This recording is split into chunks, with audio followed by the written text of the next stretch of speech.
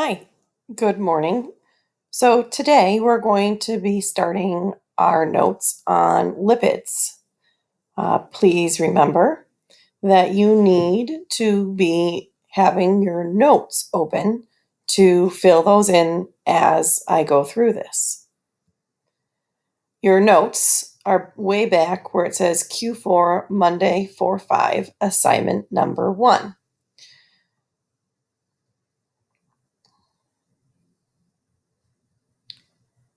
All right, so lipids, notice that lipids contain the same 3 elements that carbohydrates did, which is why the whole idea that the carbohydrates are in a ratio of 1 to 2 to 1 is important to remember to help tell the difference between lipids and carbohydrates. So CHO are the symbols, again, for carbon, hydrogen, and oxygen. Now, lipids are something that we haven't studied before. They're called something called hydrophobic. Hydro means water, as we've discussed before. Phobic means fear or fear of. So lipids basically have a fear of water, which actually just means that they don't mix with water. Think about when you put oil in water, and even if you shake it up, immediately the oil will come right back out of the water because they don't mix. When they don't mix like that, we say that they are insoluble. Insoluble means it does not dissolve in water. The monomer, because remember, you are expected to know the monomers of lipids. The monomer of lipids are something called fatty acids and glycerol. We are going to go more into what those are in following slides. The polymer, there are multiple polymers that can be created from these monomers. We have fats, oils, waxes, steroids, triglycerides, and phospholipids. Oh my goodness, that's a lot of words. All of these have important jobs. Phospholipids, please make sure you pay extra attention to because when we learn more about the cell membrane, they are an extremely important part of that. The functions of lipids are long-term energy storage. They make up cell membranes, as we just discussed, and they prevent water from soaking plant tissue and bird feathers. Just a reminder, you are to fill this in on your notes. Here are your notes. Remember to zoom in using this feature. We are on slide 7.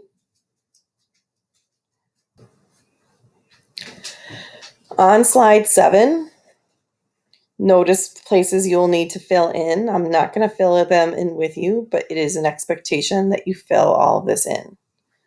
All right, so these are the spots that you're going to be filling in on this page.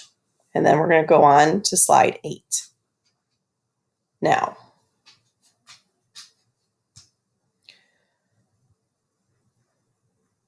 so as we said, many are formed with a glycerol molecule combined with something called fatty acids.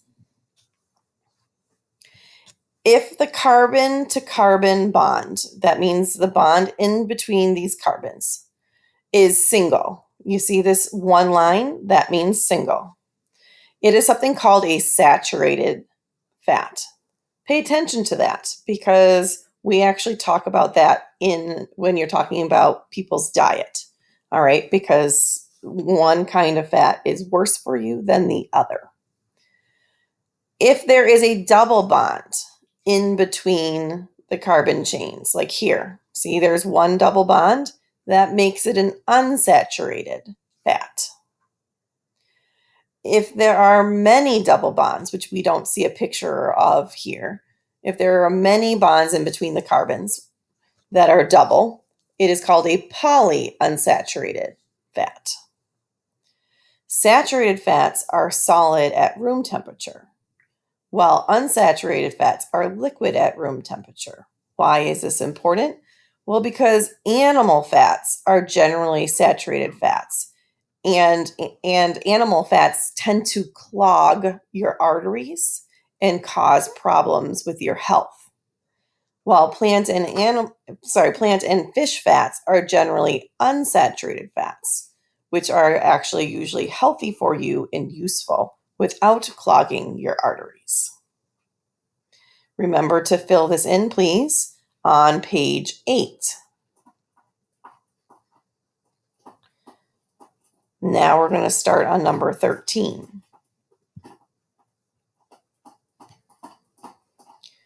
So different lipids have specific functions, as we discussed a few minutes ago. So fats and oils store energy for long-term future use. Waxes repel water on leaves or bird feathers. That should be an or. Steroids like cholesterol, sex hormones, and cortisol are important in functioning of your body. And phospholipid cell membranes protect the cell and help regulate cell processes. This is an example up here of how we depict a phospholipid. This is what it actually looks like, okay? But this is how we kind of depict it. And technically, also the head has, it's not really a circle, but that's how we depict it on here. So where it was underlined is where you're filling in here on page 8. And then we're moving on to the top of page 9 to finish filling in. And we're going to be starting on 14 in a moment.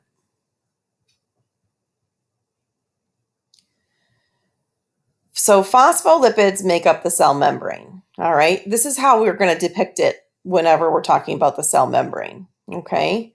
So the head loves water. The tail hates water. And there are names that you're going to have to get comfortable with for either loving or hating water, because it's kind of important about how the cell membrane forms and how it protects the cell. So a phosphate group is substituted for one of the 3 fatty acids. That's at the top here. And they have a polar hydrophilic head. Hydrophilic, water. Philic means loving. So the polar head likes water and is comfortable touching water. And the 2 nonpolar, we call them tails, okay, are hydrophobic. They do not like water. So notice how they have situated themselves to be on the inside here.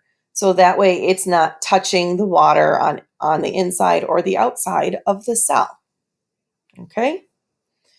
So phospholipids pair up to create a protective phospholipid bilayer. Bi means 2, so there's 2 layers, 1, 2, on the cell membrane.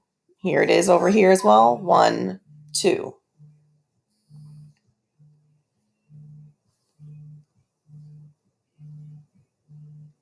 Don't forget to fill this in on your notes. All right, bottom of page 9. All right, and that's the end of our notes on lipids.